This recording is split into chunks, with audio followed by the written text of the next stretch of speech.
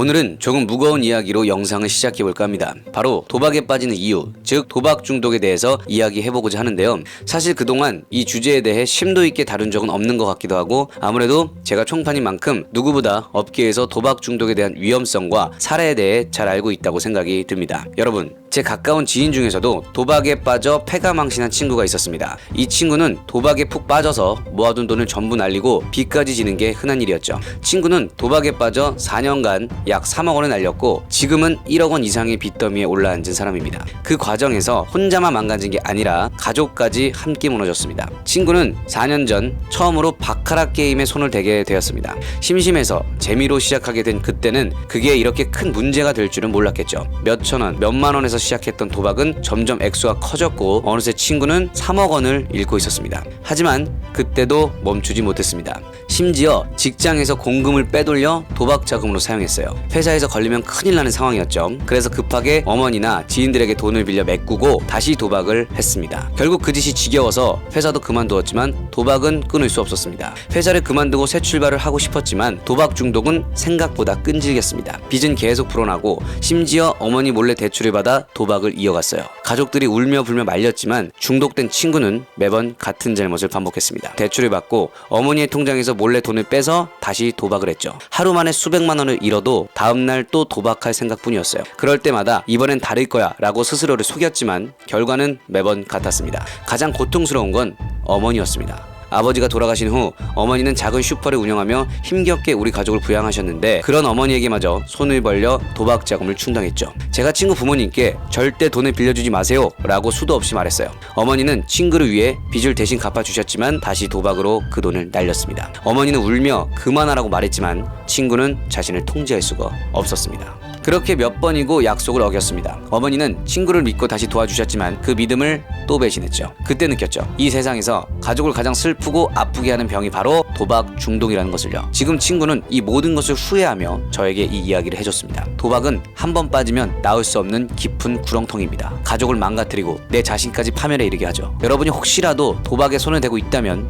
제발 멈추세요. 이건 단순히 후회하는 이야기가 아닙니다. 여러분에게 경고를 드리기 위한 이야기입니다. 인생을 망치고 후회하지 않기를 바랍니다. 도박 중독, 왜 빠지고 왜 못 끊을까? 지금부터 제가 경험한 내용을 바탕으로 왜 사람들이 도박에 빠지고 또 왜 그토록 끊기 힘든지 디테일하게 그리고 과학적으로 설명해 드리겠습니다. 먼저 도박 중독은 정신의학적으로도 충동 조절 장애의 일종으로 공식적인 질병으로 인정이 되고 있습니다. 도박 중독자들의 가장 큰 문제는 자신의 상태를 인지하지 못한다는 것이에요. 알코올이나 약물 중독자들은 대체로 자신이 위험하다는 걸 어느 정도는 알고 있지만 도박 중독자들은 그렇지 않죠. 그게 도박 중독의 무서운 점입니다. 도박 중독의 4단계. 도박 중독은 크게 4단계로 나뉩니다. 1단계, 우연한 승리. 도박을 처음 시작했을 때 우연히 돈을 따면 엄청난 도파민이 분비됩니다. 그 쾌감은 쉽게 잊히지 않죠. 이 순간이 잘못된 기억으로 뇌에 깊이 각인되면서 도박의 굴레에 빠지게 됩니다. 만약 여기서 현실로 돌아오거나 단순한 게임 정도로 절제할 수 있다면 다행이지만 그렇지 않다면 더 큰 문제가 생기죠. 어떤 사람들은 돈을 따지 못해도 도박에 중독됩니다. 도박 자체가 스트레스를 날려주고 일종의 쾌락을 주기 때문이죠.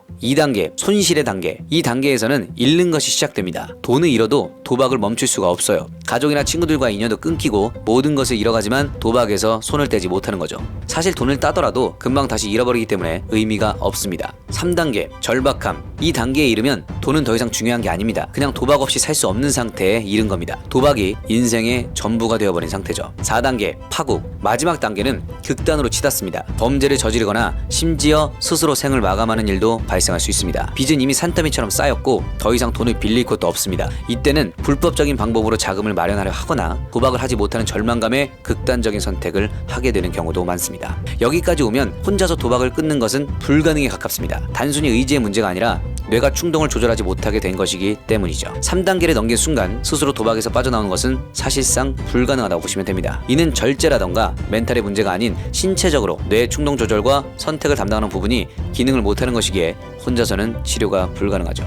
저희 구독자 형님 누님들 중에서도 오늘 영상을 보시고 뜨끔하신 분들이 분명히 계실 거라고 생각이 듭니다. 물론 절제하시면서 소액으로 재미있게 취미처럼 즐기고 계신 구독자 형님 누님들도 분명히 계실 거라고 생각이 들고요. 제가 드리고 싶은 말씀은 경마든 주식이든 로또든 토토든 간에 자신이 어떻게 하느냐에 따라 도박이 될 수도 게임이 될 수도 있다고 생각을 합니다. 그 판가름은 제가 앞서 말씀드린 내용 중 1단계에서 판가름이 난다고 생각하는데요. 여러분이 아직 1단계 혹은 2단계에서 허우적거리고 계시다면 부디 단도할 수 있도록 잘 조절하시길 바라겠습니다. 정 힘드시다면 고정 댓글 링크로 저에게 따로 연락을 주세요. 업계에 오래 있었던 만큼 그런 분들을 케어해드리는 데는 누구보다 자신 있으니까요. 그리고 우연히 영상을 보게 되신 3, 4단계 형님 누님들, 이 영상을 우연이라도 보셨다면 꼭 약물 치료를 받으셨으면 좋겠습니다. 형님 누님들은 이 영상을 보시면서도 인지가 잘 안 되시는 거 잘 알고 있지만 그 생각 자체가 병에 걸린 거라는 것만 알아주셨으면 좋겠어요. 오늘 영상은 여기까지고요. 혹여나 단도가 어려우신 분들, 그리고 자신이 도박 중독이 아닐까 불안하신 분들 모두 고정 댓글로 편하게 문의하세요. 나락으로 치닫게 되기 전에 제가 확실하게 바꿔드리겠습니다. 자, 오늘 영상 재밌으셨다면 구독과 좋아요 그리고 알람 설정까지 한번 부탁드리겠습니다. 다음 시간에도 더 재미있는 영상 준비해 보도록 하겠습니다. 감사합니다.